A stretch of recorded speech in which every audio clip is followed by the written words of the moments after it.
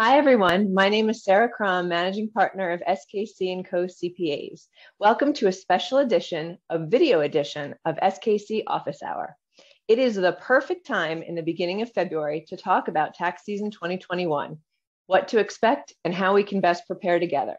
I'm sure you've heard all the news sound bites and read all the article headlines about what the IRS has said about the terror that is going to be the 2021 filing season.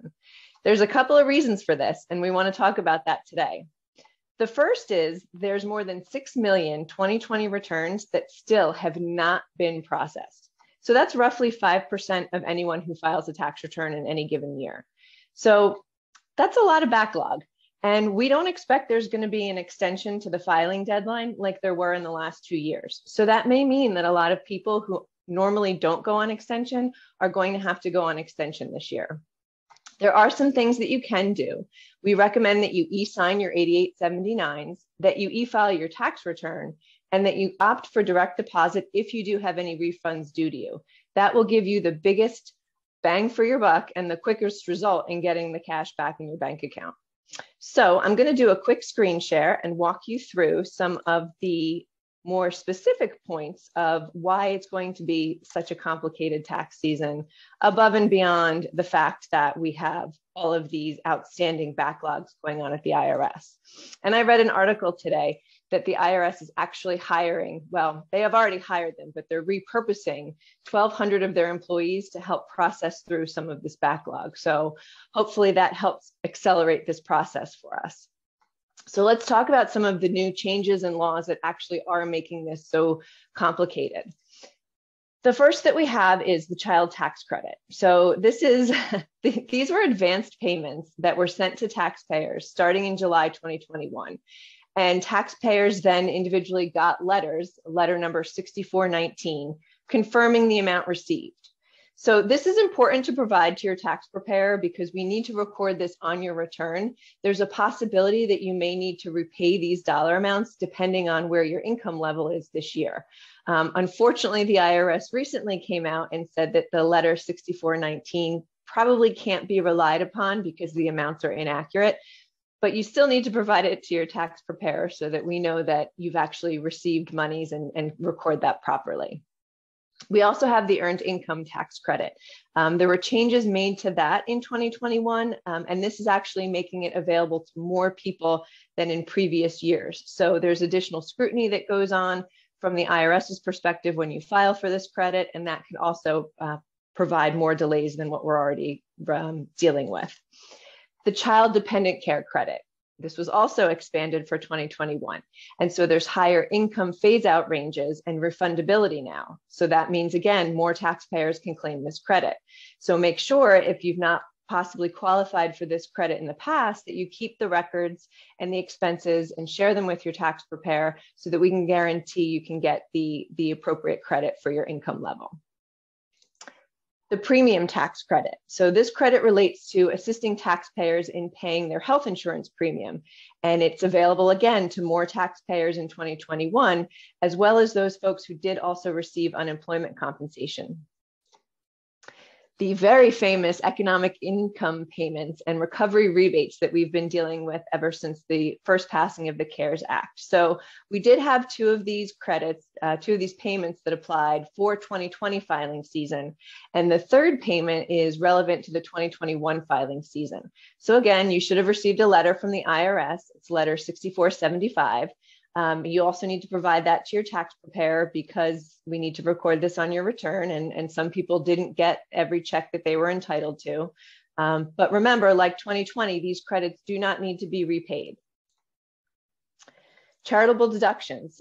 New for 2021, married filing joint taxpayers have a $600 deduction, up from a $300 deduction in 2020. And it's actually a below the line deduction this year, rather an above the line deduction, which is what it was for everyone in 2020. Also new for 2021 is the COBRA continuation coverage. So this was actually something that was relevant for employers they're eligible for reimbursement for COBRA premiums that they've paid between April 1st and September 30th, 2021. So if you are an employee who paid for a COBRA premium during that time frame, again, April 1st through September 30th, 2021, you should contact your former employer about that continuation coverage. We also have COVID expenses that are new for the 2021 filing season for individuals. So educators, teachers, and college professors are allowed an above the line deduction for classroom expenses related to COVID. There's a lot of specifics on what that means, so we're not going to get into all of what qualifies now, but we'll talk about where you can get additional resources and support at the end of this video. There are also a few new tax exclusions for 2021. So the tax law provided clarification on income that was excluded from tax. So things like student loan forgiveness, financial aid grants to college students, of course, again, like 2020, the EIDL loans and restaurant revitalization grants. Those are not subject to income tax. So the SALT limitation, state and local tax. This has not been passed yet, but there is sort of a carve out for it in the Build Back Better Act. And what this does is this will increase the state and local tax deduction from where it's currently capped now at $10,000 to $80,000. Again, this is recorded as of the beginning of February 2022. We are hoping that there's a vote on the Build Back Better Act sometime in the beginning of March. And sadly for us tax preparers, it does say that if this piece of the bill gets passed, it will be retroactive for 2021. So that may mean a lot of amendments for people who have already filed, but there is that placeholder in this bill for taxpayers and the SALT deduction. Every year we seem to have something new with cryptocurrency. So this year, the question that has been on page 1 of the 1040 regarding cryptocurrency has been expanded a little bit. So what it now reads is that at any time during 2021, did you receive, sell, exchange, or otherwise dispose of any financial interest in virtual currency? Again, it's a little bit more specific than the way the question was worded in the past, and there's been other laws that have been passed pertaining to 2021 and going forward about the filing requirements of specific forms for any agency or any platform that hosts crypto and that allows you to transact business on related to crypto. So we're just getting deeper and deeper with the IRS kind of scrutinizing and looking at activity in this area, and this is sort of a byproduct of that. New for 2021, and this will also apply for 2022, is the business meals deduction. So in an effort to continue to help the restaurant industry, the business meals deduction is now 100%, where previously it was cut in half at 50%. The only requirement is that the food and beverages were provided by a restaurant.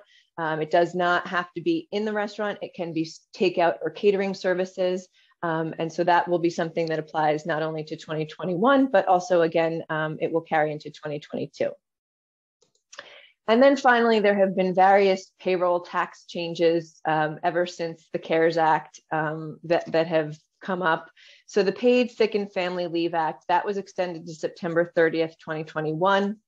The Employee Retention Credit, which was originally supposed to go until December 31st, 2021, was actually terminated September 30th, 2021. And there's a lot of interest in individuals, businesses receiving this credit. It has been changed several times, both in the calculation and its interplay with PPP loans. So a lot of buzz around the Employee Retention Credit. There's also the Employer Payroll Tax Deferral. So deferred amounts are required to be repaid. Half were supposed to have been repaid by January 3rd of this year, 2022. And the remaining half of the employer payroll tax deferral needs to be repaid by the end of 2022. And finally, the employee payroll tax deferral. So if you took advantage of this for the fourth quarter of 2020, those payments already needed to have been repaid by January 3rd, 2022. So that's something that was done through your employer, and you should be having conversations with them to ensure that that truly was what happened as far as the repayment of those go. So I know we covered a lot in this video. Please feel free to reach out to your contact at SKC or to me personally. My contact information is on this last slide.